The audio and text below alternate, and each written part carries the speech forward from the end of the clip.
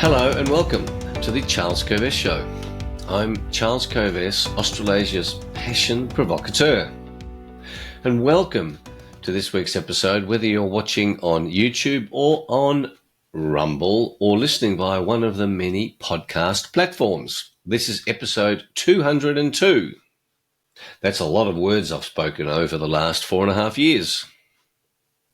I'll discuss 2 or 3 important current issues that are likely to be impacting on you and me, and then explore how the self-awareness and passion quest principles that lie at the heart of this show can be used by you to elegantly and happily handle these issues and other issues.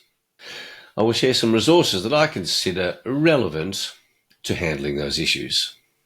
The show notes now give you the links to my background and the foundational principles of the show, and also links to my websites where you can find my books, my passion speeches, various resources, and details of the self-awareness and passion quest. This quest can change your life. So let's go with this week's big impact issues and how to handle them using those self-awareness and passion quest principles. As I'm recording this, it's the last day of the financial year in Australia, 30th of June, 2024. Lots of people looking for tax deductions before midnight on the 30th of June. I used to be a tax lawyer, so this day used to play a huge part in my life. I was a tax lawyer for 20 years. So it's nice to come to the 30th of June and not have to worry about those matters. It was also important when my first child was born, Rebecca. She was born on the 1st of July, the day after the end of the financial year many years ago. And that had a tax impact, a negative tax impact on our family at the time. She should have come out a few hours earlier.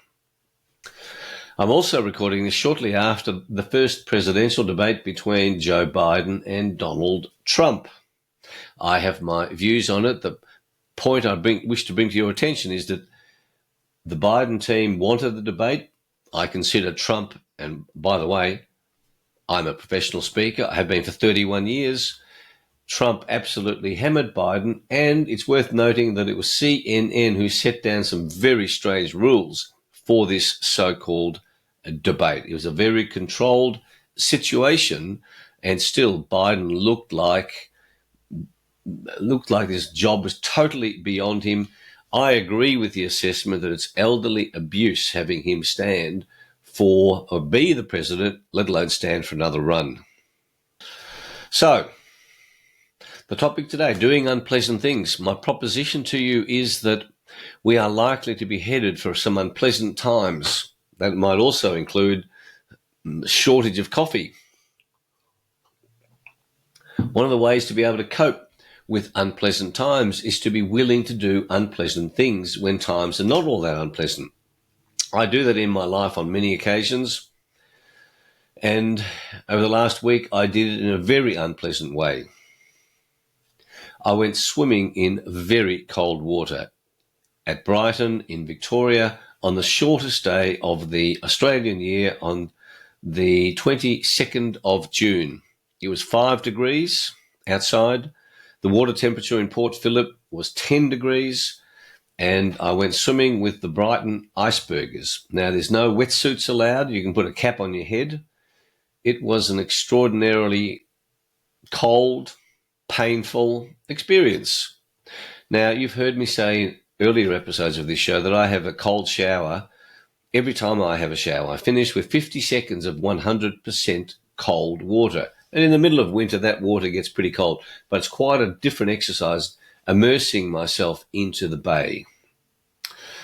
My friend wanted to catch up with me. I said, why don't I come for a swim with you and have this experience? I've been swimming in the ocean for over 60 years, but never in the middle of winter without a wetsuit. So I made this mental decision. And for some days, I was building up to do it. So I knew it was going to be unpleasant. It was very unpleasant. When I undressed It was even more unpleasant than walking across the sand. It was very unpleasant. And I did it because I want to practice doing unpleasant things. I think we are in for some unpleasant times. I think there are some significant unpleasant times coming. I think the globalist agenda is to give us unpleasant times. I consider we are in the middle of World War III and we're just over halfway through it. There's going to be a lot of unpleasant times. I want to be tough enough to handle whatever is thrown at me. Hence, practicing the mental skills needed to cope with unpleasant times. I remind you of Viktor Frankl's wonderful book, Man's Search for Meaning. He was a psychologist and he analysed those who were able to go through the horrors of imprisonment in World War II who survived, and they survived because they had a purpose. There was a purpose to them being alive. And so I urge you, in your context of your own life, to not just go, this is just an experience that we're having. There's a reason why you're on the planet. And if you have that purpose, it increases your ability to cope with unpleasant times. Doing unpleasant things builds your toughness. Doing discipline, but doing the disciplined steps you know you should be doing builds your mental toughness, which builds your ability to suffer, to put up with unpleasant things. It's ironic that discipline leads to your freedom. If you are disciplined about health, you have freedom to move. What are the disciplines that you know you should be observing, but you don't? I urge you to get clearer about what those disciplines are. Make a decision that observing them now will pay off in huge ways for you. Next item. Bird flu fear porn, I call it. All the news is running around the World Health Organization, bird flu. Let's get jabs against bird flu. I call BS on this. And for the same reason that that the whole last 4.5 years was about people with no symptoms at all being said to have a particular disease. This idea of chickens having one of them, we've assessed they're having the bird flu, we're going to slaughter them all. I reject that model. We are being played. This is part of an attack on our food supplies. I urge poultry farmers not to do what government demands that they do of slaughtering their flocks. This has happened on numerous occasions over the last 30 years, and all for no reason. Also leads to slaughter of cattle. This is a game of the globalists. Do you want lockdowns again? Listening to this nonsense about bird flu and how it's going to be a pandemic is the way that we're going to have lockdowns. My mantra is do not comply. Complying with these government dictates told to them by technocrats, politicians are abdicating their responsibilities and they go, we've been told that bird flu is a problem. BS again. Demand proof, proper proof. Don't accept what the technocrats say. Technocrats are bureaucrats with particular skills who then demand that politicians do what the technocrats say because the politicians don't understand what the technocrats are requiring of them. We must push back. And of course, pushing back is hard. It's much easier to comply. That's my point about doing unpleasant things. Mahatma Gandhi famously said, it is your duty, it is your obligation to not comply with unethical, unlawful, improper, immoral laws and be willing to pay the consequences. And that's the other benefit of being disciplined and being willing to do unpleasant things, that the more of us that push back against this nonsense, the less likely it is that it's going to happen. Fortunately, there are significant numbers around the planet, and I deal with them frequently, to know that there are many of us, but every single one of us that joins this awake movement to not comply with what government wants you to do stupidly will help us to preserve our freedoms. Be willing to suffer. Our humanity needs you to be willing to suffer. I'm willing to suffer. I suffer in many ways. I do many unpleasant things, not just swim in the cold. One day I might tell you about those. Third aspect I want to cover is excellence. What joy do you get out of doing things in an excellent way?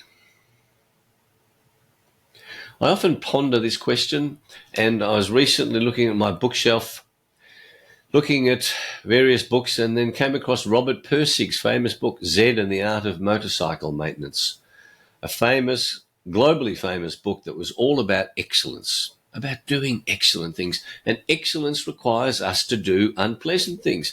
If you want to be an excellent golfer, I've just been watching a documentary on Matt Fitzpatrick, who won the US Open a year or so ago.